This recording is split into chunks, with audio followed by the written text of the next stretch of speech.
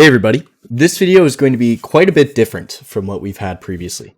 I want to talk about the struggles of trading and the reality of trading. So in this video, we're going to cover the common things that most people are going to struggle with if they decide to venture into trading. And then we're going to cover a few of the ways that we can overcome those things before you even get to those problems if you're a new trader. So first, we're going to talk about the struggles, and then we're going to talk about the solutions to the struggles. And specifically, this is going to be pertaining to the strat. If you're not a stratter, that's fine. Everything we say is still going to be true for no matter what strategy you trade, because given how the strat works with the three universal truths, if you're going to be a winning trader, you're going to trade what you know to be true about the market, and the strat is how we derive those truths from the market. So if you're making winning trades, you're trading the strat. You're just doing it a little differently. So that being said, let's get started. So there's a few things that I've identified here. First of all, trading's hard. We're going to talk about that. And then we're going to go over execution, hopium, as we like to call it, and then lost faith, and then jumping around. Because these are the four main things that I see people do that just totally knocks you off your pedestal as far as maybe you're building up, you're almost a good trader, and then you knock yourself off with one of these kind of self-destructive habits. And as far as why I feel I can talk about this, I've had this trading community with stat trading and app.stratalerts.com for over, I think it's almost 3 years old now. So I've been doing this for a while. I've seen thousands and thousands of traders come and go, and these are the things I've identified.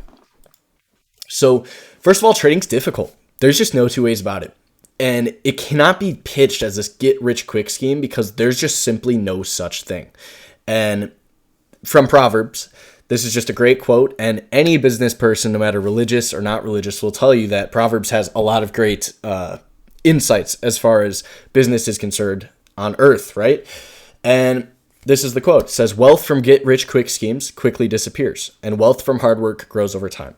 So if you walk into trading and you're like, I'm going to get rich really quick, and you do, because you might be able to, maybe you do, just like a lottery winner wins the lottery and makes $1 million, 4 years from then, over 80% of those people are in debt and broke. And normally you have some problems with your family too. So you don't want to get rich quick. You don't. You simply just don't. And from my personal experience, I can say like I had some major jumps in my trading and then some slumps after that. And I've had the same thing in business. And really, you don't want to get rich quick. You want to do the hard work, and you want to be humble by the time you have that money, because then you're going to do it correctly and you're going to spend it correctly and you're going to manage it correctly because you appreciate it. So trading is not a get rich quick scheme. Execution. So as a trader that's been in this area for years, the hardest thing is still just execution. I struggle with this myself sometimes. And these are the common problems. So first is exiting the winners the second you have them instead of letting them work, especially after a few losses. If you walk into the market in the morning and you take loss, maybe in the first hour of the day, by the time you get to the more evidence setups where we're like, yeah, like this should work, once it's like the second, the third, the fourth 60-minute candles of the day, specifically for stratters here, it's harder to go and take those, especially if you've had this kind of like built up, like I'm a loser, I'm losing. It's really hard to go and execute and do it correctly because you're going to want to bump your stop super tight. You're going to want to try and make it all back with one trade by getting in really big. And then if that one trade stops you out, then now you don't have any money to trade with the rest of the day. You're kind of just done at that point. So super important to hold winners and not just get out of them right when you have them. And what Rob would say is it's kind of like getting on a bus going the right way, and you get off and you get on a different bus going the wrong way if you're getting out of your winners to pay for your losers. What we want to do is we want to get on the right bus, know we're on the right bus, stay on the right bus until it goes to where it's going. And that's super, super important. The second thing is wanting to size up into the next trade too quickly to make back a loss. We already kind of said that, but if you go in and you're like, okay, this one has to pay for this, has to do it. Well, the market doesn't have to do anything. We have setups where we're really confident. We're like, yeah, this should work. It should go here. But you shouldn't go in with the mindset of like, the market has to do this for me. Because at the end of the day, everything could be right with your analysis, but you still get losing trades. That's just how trading works. So don't want to do that. Third, spreading your attention too thin. And I am much a victim of this myself. So you're going in and you're expecting that you can catch the biggest gainers of the day every day. Like if you go at the end of the day and you look at the biggest gainers list, you're like, yeah, I want the top 4 of those every single day, which I'm not to say you can't aim for that, try and be that person. But if you're spreading yourself too thin, trying to catch those and make sure you see everything, it's kind of like seeing the forest through the trees. You don't really see the trades you should be taking right in front of you. You're looking at everything and then you're overwhelmed and you can't see the path. Simply put, it's kind of like a skier going through a forest. Like if you look at the path, you're going to make it through the trees. You won't hit anything. But if you're trying to look at the trees to find the most beautiful tree, you're going to hit a tree. So you don't want to do that either. The next thing, we like to call it hopium. Many traders fall into hopium, as we like to call it, getting a poor entry into an asset that was moving towards your higher time frame targets or wherever you're expecting it to go. And then when it draws down, you're like, oh, this is a pullback. I'm just going to hold. And you're hoping that it will resume higher or lower, wherever it was going, and become a winning position. And this is one of the worst traps to fall in because oftentimes this can work in your favor, especially if you're trading the right things. But when it doesn't, that's when you take the big, gigantic loss and you just lost everything you worked hard for. So it's, again, with that kind of like getting rich quick and like, oh, like I just made like 7 really good trades. Like this one, so be it. Like I'll just let it come back in on me. It'll go back up, right? But then it doesn't. You lose all of that money and you're just left there kind of like, well, now I don't know what I'm doing, right? Like you're kind of outside your system. It's not a good thing to do. And this really leads into the next one, lost faith. So trading, much like picking a religion or a worldview, which if you've kind of seen trading the past couple of years, what it's turned into, it's very much like a religion or kind of culty, where like some people are ICT, some people are SMC, but not ICT. Some people are critical range theory or candle range theory, whatever it's called. And then there's like straters, and then there's the supply and demand guys, and then there's the order flow guys, and they all look at the market completely different, right? So within your lens, whatever it is, you don't have to be a stratter. You're going to have specific setups or a view or lens of the market, and you're forced to adhere to those in order to be objective in your analysis and execution. And it's so important that like you pick one and you stick to it. And with trading, it's risk management because no one truly knows like, oh, this has to happen, right? It's managing risk. So if you don't adhere to your lens and you're like, oh, like I'm going to get long here because of the order block, and then it doesn't kind of work. And then you're like, well, I'm going to let it test the 200 SMA. And it's like, okay. And then that doesn't work. And then, oh, like, well, we're here at the VWAP and blah, blah, like, and you're mixing all this stuff together. You're never going to be objective in what you're doing. If you stick to one thing, even if it's flawed, and just do it as best you can and manage your risk properly, you can still be a winning trader. You can be a winning trader with supply and demand, even though we know the fact that there is no more buyers than sellers or sellers than buyers in any market everywhere in the stock market, because for every trade, there has to be a buyer and seller, right? But you can still make money doing supply and demand, just managing the risk correctly. So you have to be objective in your analysis and execution. You have to stick to one lens or one worldview. And some people will mix things together and create their own. That's okay, but you need one and you need to stick to it. And you need to stick to it for years. So pick the one that you believe you can do that with.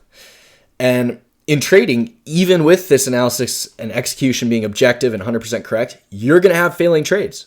So it might be a faulty analysis or simply a trade that doesn't work, but it's still a loser at the end of the day, even if you did everything right. And this type of thing can cause you to lose faith in your system. And for those that are confused, faith just means confidence, because confidence, confide, means with faith. So faith is the same thing as saying confidence. So you're going to lose confidence in your system and want to change. And that trap of falling into that, maybe you got to like step 4 of your journey in one system, and maybe there's 20 steps or something. You're like, okay, you're almost a quarter of the way there. But now you're backtracking, going into a new system, starting at step 1 again. Not even step 1, because you have to learn about it first. And that's like not even a step in the system, right? And you're going to be in this never-ending loop that surely is just going to leave you losing until you can make it past the steps of failure, because every single trader is going to lose at some point. And this is going to ruin your confidence in your lens of the market. Without the confidence of if the market does this, then it will do this, you cannot properly execute, because even if you get the winner and you're like, okay, I'm in this winning position and it's going here, it might take a couple days to do that, maybe a couple hours. You have to have the confidence to like be like, all right, I'm holding, it's going there. If you don't have that, you can't properly be a trader. Jumping around. So this is something new traders especially want to do. And it's the worst thing you can do. So you're going to want to jump around and catch as many trades as possible. You're going to try and do like 100 trades a day because you're like, all right, trades make money. The more trades I make, the more money I make, which is completely wrong. So doing this is surely just going to lead you to making mistakes in execution and also making poor analysis mistakes, because you're learning how to do analysis and you're trying to analyze 100 things at once. It's like, dude, you can't do that, especially when money's in the mix. You're going to be trying to think of everything to make this work and force things to happen, see things that maybe you shouldn't. So for one, if you jump around, you're not going to master the skill of one setup. So you're going to lack the confidence of all the setups instead of growing your confidence in a single one and then branching out. The second thing is it's going to grind down your account, because even if you have tight stops, like we say, you're going to take a tight stop after tight stop after tight stop after tight stop. And if you do 100 of those a day and you're not sizing correctly, you're just jumping around, you're not paying attention to like maybe the spreads or anything like that, it grinds it all down. And then you don't have the money to make successful trades once you can actually identify the successful trades. And if you don't have money, you don't even have a means to learn the skill you set out to learn in the first place. So the solution to this is to focus on one setup, one type of asset class, one way of execution. So for your stratter, maybe you just trade 2-2 reversal. Maybe it's just a 60-minute time frame or a daily time frame. And maybe your stop always goes at the low of the candle you enter on. Maybe you're only trading the Dow Jones stocks, or maybe you're only trading like tech stocks or something, right? And you're only going to move your stop this manner every single time. It needs to be repeatable and simple. So now that we've covered a few of the mistakes, let's cover a few of the solutions, because that's another super important thing. So let me pull them up. All right. So solutions to these mistakes. We're going to have execution for one, and then leaving hope at your office door, and then focusing on one setup and starting small. So first, execution. You need to have a set of rules. This is a little like game plan, I guess you could see. And I'm just giving examples. So like first, you need to have, this is my entry price. No matter what, you have to have an entry price. Doesn't matter what you're trading, who you're trading, what setups or what analysis you're doing, you need to have an entry price. So in the strat, it'd be like, okay, below this 2 up, 2 down is in force. That's my entry price. And then 2, this is my stop loss. You need to say this out loud. This is my entry. This is my stop. So when I enter, my stop's going here, period. 3, method of trailing. If you're going to trail stops, you need to have a way of doing that. It's like once price reaches X, my stop's going to go even, which is a form of trailing your stop down towards your, or up, down or up, whatever your trade is, towards price, wherever it's going. And then B, once break even, I'm going to trail my stop using XXX method. Doesn't matter. It could be a parabolic SAR. It could be a moving average. It could be trailing the 2s, which is a trend, something, anything, because you need to bump stops towards price. Because if you're not actively trying to create a winning position and then continue to let it win while also making more money, meaning like your stop is your method of making money once you have a winning position, you don't know when you're taking profit. You don't know if it turns around, or what are you going to do? Because like, let's say you make this winning position, it goes 100% in your favor, and then it comes back 50%. Then you're like, whoa, what do I do? It's like, if you have a plan, you're like, all right, this, boom, out. Made my 75%, gave back 25, so be it. Fourth, a method of adding to trades. This is something specifically for the strat, but it's going to make the smallest trades your losers and the biggest trades your winners. Because if you start with a smaller position and add to it as it works, the biggest trades you'll ever make are going to be your winning trades, and then vice versa. If you get into a small position and it stops you out, it's the smallest position you're ever going to have. So this is something super important. So 1, given an additional signal before my target, I'm going to add X amount to my position. And then B, do not let trades you've added to turn into losers. Because if you add to a position, it's winning. And if you let that go red, now you're losing. That's the stupidest thing you could do. And think of it this way. Let's say you short at $100, it goes to 98, and then you get an ad at 98, it goes to 96, then it comes back to 98. You should be stopping out of the ad every single time. There's no reason to be holding that ad if it's coming back in on you. The initial position, much higher, at 100, hold it. Why not? If you need to. But never letting the ads go red. And then 5, taking profit at your target. Whatever your target is, which should also be defined before, is something you're going to use as your target, right? Get out. You have to pay yourself at some point. Not every day will you take a trade and then it just drops all day and it goes through every single target and then makes all-time lows and then the stock delists and you just made the best trade in the world. That doesn't happen, not that often. So you need to have a place you're going to get out. Now, Hopium. You need to leave it at the office door because no amount of hope turns a red trade around. Doesn't matter. Logically, if you hold a losing position, you're going to lose money. Because if it's red, it might get redder, right? If it goes back to green, sure, it changes from a loser to a winner, but just in the habit of losing positions, holding them, you're going to be a loser because you're holding losing positions, right? And inversely, if you hold a winning position, you will make money because it's normally winning positions win more.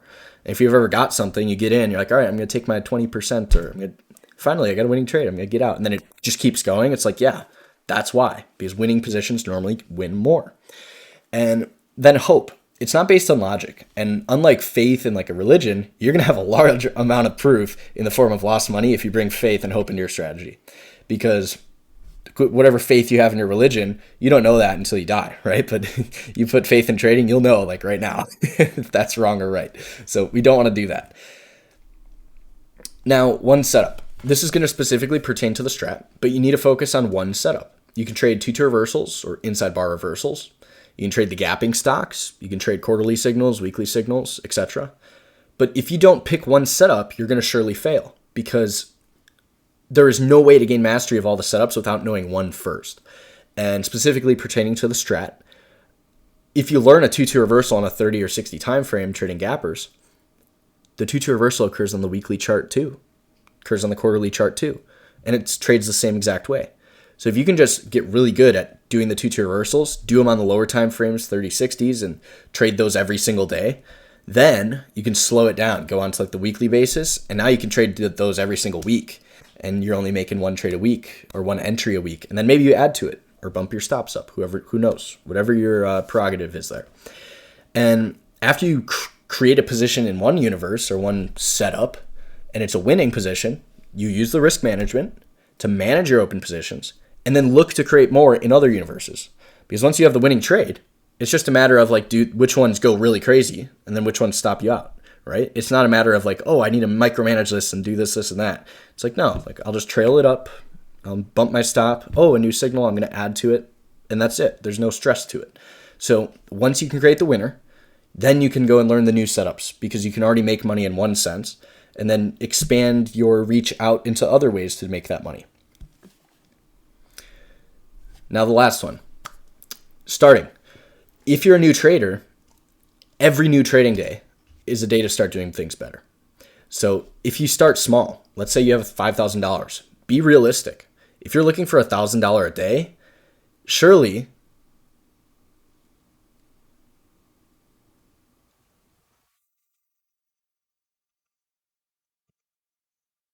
you're going to be put in place for that belief.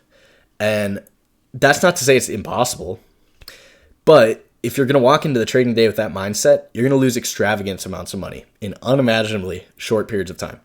So starting with just a single share, gain the faith or gain the confidence in your setup and your execution. And once you're almost cocky in how good you are, increase your size to your desire. Doesn't matter. Because if you can walk in and be like, all right, this is my setup.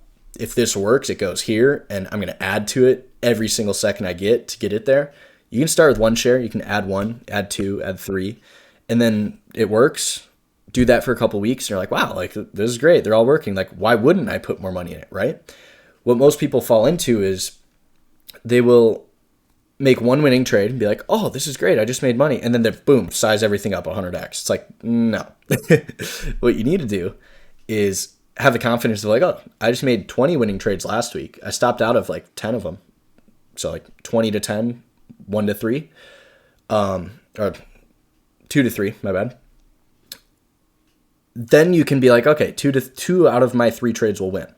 It's like, okay, well, with that sense, like I have $5,000. If I'm going to lose, let's say a few trades in a row, I can risk like $150 a trade. It's like, okay, well, now you can trade 150 shares, risking $1 on each share. And if they work, maybe you make $5, $10, $15. And then you're set. You can have the confidence and you can have the prior or the amount of risk that you should have, and you understand the setup. So this is going to cover everything that I wanted to talk about today. If there's anything you guys have that you'd like to drop in the comments and talk about, feel free to let me know. But I think this is something that people don't make enough videos about, and I feel that talking about this hopefully opens other people up to talk about this more. So going forward, just let me know if you guys have anything to talk about. I would love to chat about and have other videos on different content, concepts, ideas within trading. And that's gonna be about it for me. I hope you guys have a good Mother's Day for those watching it on 5/12/2024. And if not, I hope you guys have a great rest of your day. I'll see you guys in the next vid.